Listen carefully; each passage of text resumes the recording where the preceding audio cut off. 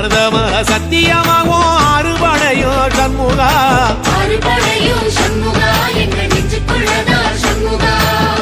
தங்கரதம் ஏறி வந்து நீ எட்டி பாறையா சண்முகா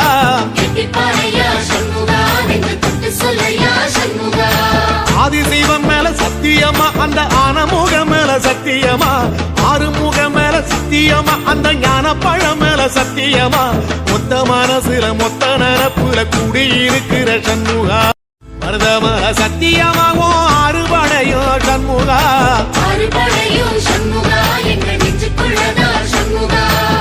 தங்கரதம் ஏறி வந்து நீ எட்டி பாறையா சண்முகா